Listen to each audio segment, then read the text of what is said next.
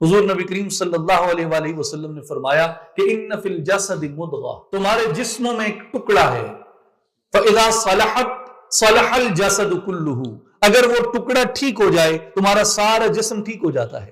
واذا فسدت فسد الجسد کلہ، اگر وہ ٹکڑا خراب ہو جائے تمہارا سارا جسم خراب ہو جاتا ہے۔ رسول صلی اللہ علیہ وآلہ وسلم نے فرمایا الا وہی القلب، وہ ٹکڑا دل ہے، اگر دل پاک ہو جائے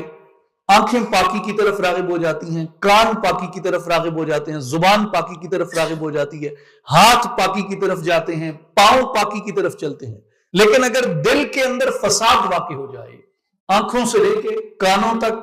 زبان سے لے کے ہاتھوں اور پاؤں تک ہر ایک چیز کے اندر فساد واقع ہو جاتا ہے، تو جو بنیاد ہے تزکیہ کی، انسان کی شخصیت کی تعمیر کے لیے، انسان کے کردار کے لیے، اس کے اخلاق کے لیے جو بنیاد ہے تزکیہ کی، وہ انسان کا تزکیہ قلب اور تزکیہ خیال ہے کہ انسان کے خیال کو پاک کر دیا جائے۔